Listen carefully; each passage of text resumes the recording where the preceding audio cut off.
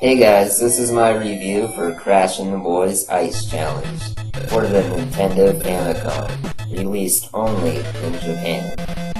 Crash and the Boys is a Nintendo Famicom game released in 1992 by Technos, known as Techno in the North American region. For some of you, the name Crash and the Boys might ring a bell, because they are an opening band in Scott Pilgrim vs. the World, which is why I'm reviewing this game now, in honor of the fantastic franchise that is Scott Pilgrim.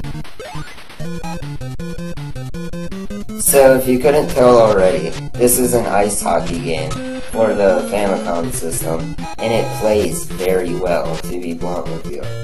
What makes this game stand out from so many other ice hockey games is you actually have direct control of every character on the screen, which is really, really fun.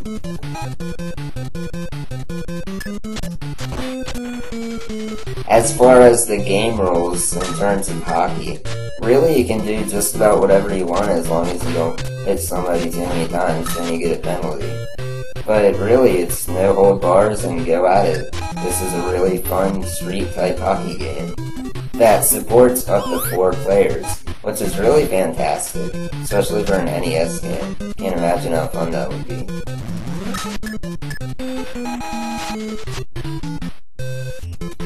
The controls for this game are quite simple.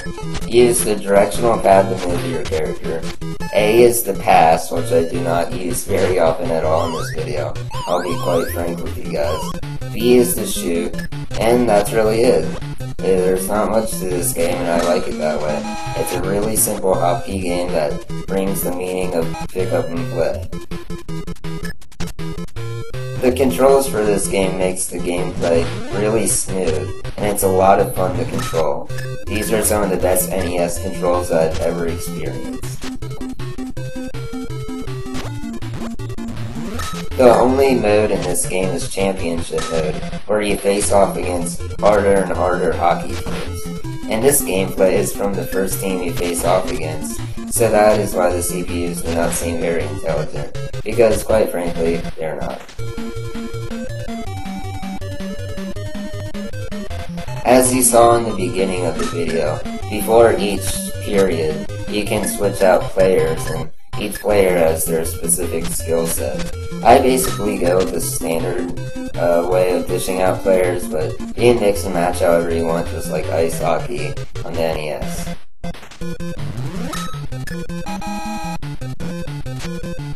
The graphics may be familiar to you. That's because it uses pretty much the same sprites from River City Ransom. So you might as well call this game River City Ransom on ice. You can also control the goalie just by hitting up or down on the D-pad and pressing A to catch the puck. It really works well, and again, the controls are very well made.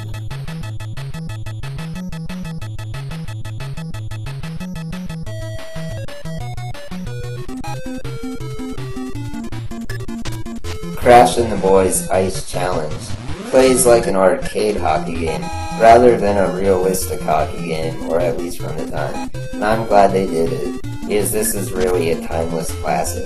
I love the gameplay in this game. It's so tight and amazing.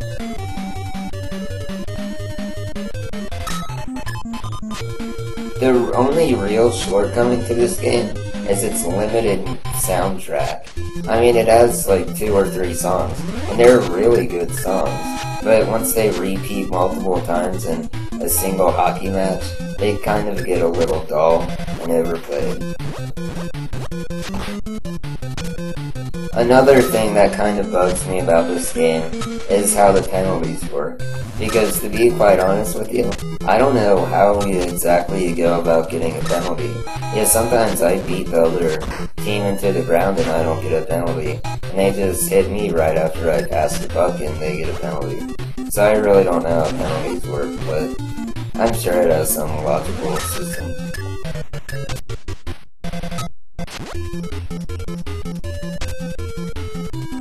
So overall, Crash and the Boys Ice Hockey Challenge is a very fun game, and at later difficulties really gives meaning to the challenge.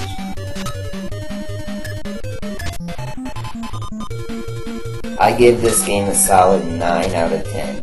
It plays very well. The single player is amazing. I'm sure the multiplayer is even better. And the challenge is fair, and it's very fast-paced. I personally prefer this game to the well-regarded ice hockey on the NES. So overall, try to find this game now, but its title is actually... The Japanese title for this game is Ike Ike Neketatsu Hakibu Subite Korande Dariento. I'll put it in the description for you guys. Thanks for watching, and stay tuned right now, because at the end of this video, I'm going to put a little bonus for you guys, having to do with Scott Pilgrim and Crash and the Boys.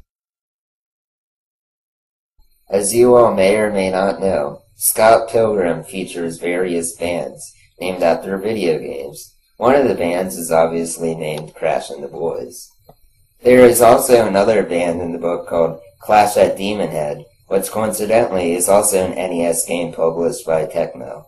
If you want to see an amazing review of that game, then definitely check out the Happy Video Game Nerd's latest review of Clash at Demon Head, because he did a way better job at reviewing this game than I ever could. Anyway, Tecmo published both Crash and the Boys and Clash at Demon Head.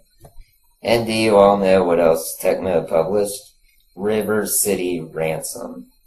So, why am I bringing this up, you may ask? Why am I bringing up River City Ransom in this review? I'm bringing it up because the new downloadable title for Xbox Live Arcade and PlayStation 3, Scott Pilgrim vs. the World, the game plays a lot like River City Ransom. Which, by the way, if you guys haven't downloaded that game yet, you guys have to. It's like the best game I've played this year. I'm not even joking. I'll probably do a review of it sometime. But for now, get the demo and then buy it. Is Scott Pilgrim vs. the World the game? Is River City Ransom 2.0. So now, thanks for watching, guys, and see you all next time.